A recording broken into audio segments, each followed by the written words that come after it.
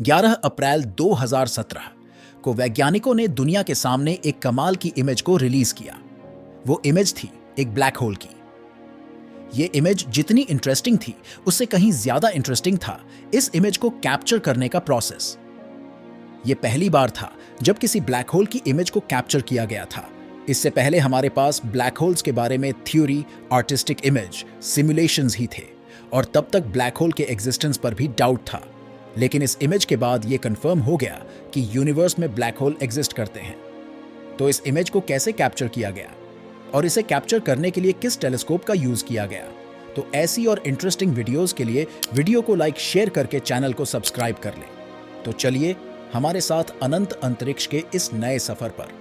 अप्रैल 2017 वैज्ञानिकों ने black hole की असली कैप्चर की गई इमेज को दुनिया के सामने रखा।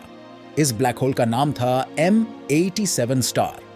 यह पृथ्वी से लगभग 5 करोड़ 50 लाख लाइट ईयर दूर वीरगो कॉन्स्टेलेशन में मौजूद मेसियर 87 नाम की गैलेक्सी के सेंटर में मौजूद है।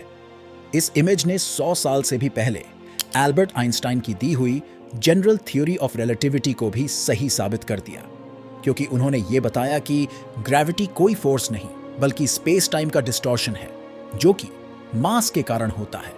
जिस ऑब्जेक्ट का मास जितना ज्यादा होता है, वो स्पेस टाइम को उतना ही ज्यादा डिस्टॉर्ट करता है।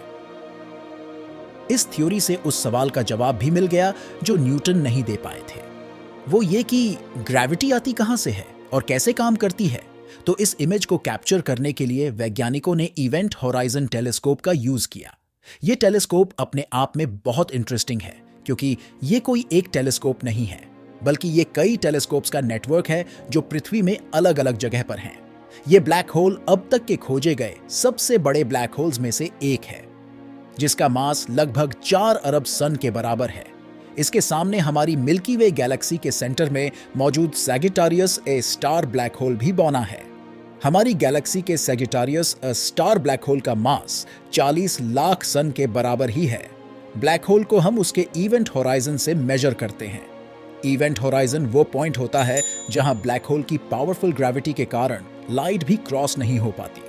इसके साइज को समझने के लिए अगर आप सोलर सिस्टम को M87 ब्लैक होल के सेंटर में रख दें, तो नेपच्यून का ऑर्बिट इसके इवेंट होराइजन के आसपास भी नहीं होगा। यहां तक कि सबसे बड़ा स्टार UY स्कूटी भी इसके सामने बौना लगेगा। तो वैज्ञानिकों ने हबल टेलीस्कोप का यूज करके M87 ब्लैक होल की इमेज को क्यों नहीं लिया? क्योंकि तब तक हबल सबसे बेस्ट टेलीस्कोप था।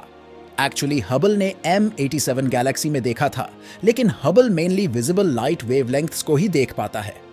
हबल गैस और डस्ट के बादल के पीछे छुपे ऑब्जेक्ट्स को क्लियरली नहीं देख सकता। इसीलिए हबल से ली गई नेबुलास और गैलेक्सीज की इमेजेस बहुत ही इंप्रेसिव होती है, क्योंकि ये डस्ट स्ट्रक्चर्स और मोलेक्युलर क्लाउड्स को क्लियरली देख सकता है। और ब्लैक होल कोई लाइट प्रोड्यूस नहीं करते, जिसके कारण इन्हें देखना और ज्यादा मुश्किल होता है। हम जो देख सकते हैं वो है ब्लैक होल के चारों तरफ के अक्रीशन डिस्क का ब्राइट मटेरियल। बट फिर भी ब्लैक होल के अक्रीशन डिस्क में वास्ट मटेरियल होने के कारण ब्लैक होल को विजिबल लाइट स्पेक्ट्रम में ऑब्जर्व करना बहुत मुश्किल होता है।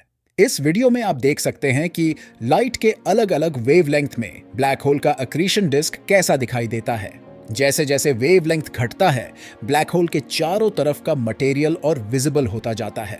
तो ब्लैक होल की पिक्चर लेने के लिए हमें सही फ्रीक्वेंसी का यूज करना होगा, और यही काम करता है इवेंट होराइजन टेलीस्कोप। ये ग्राउंड बेस्ड टेलीस्कोप्स का एक विशाल नेटवर्क है जो पूरे वर्ल्ड में फैला हुआ है।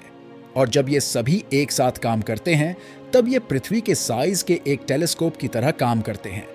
पूरे प्लैनेट में फैले टेलीस्कोप के सिंक्रोनाइजेशन से बहुत ही शार्प इमेज ली जा सकती है, जो एक सिंगल टेलीस्कोप नहीं कर सकता।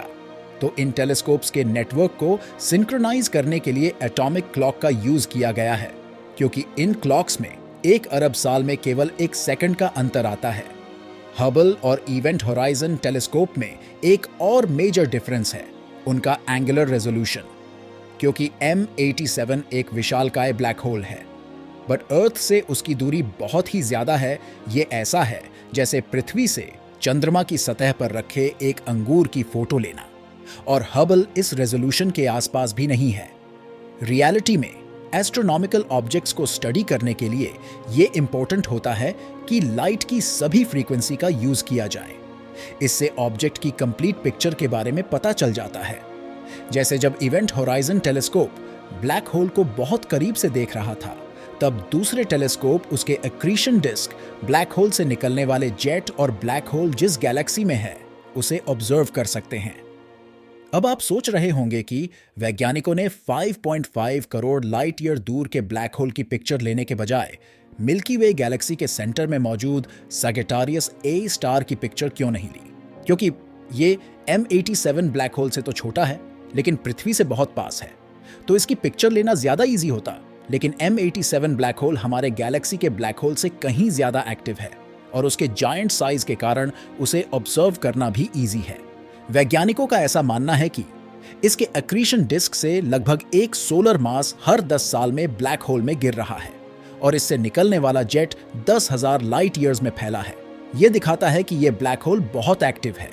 वहीं सैजिटेरियस ए स्टार एक शांत ब्लैक होल है और पृथ्वी और सैजिटेरियस ए स्टार के बीच डस्ट भी बहुत ज्यादा है, जिसका मतलब यह है कि इसे देख पाना थोड़ा मुश्किल है।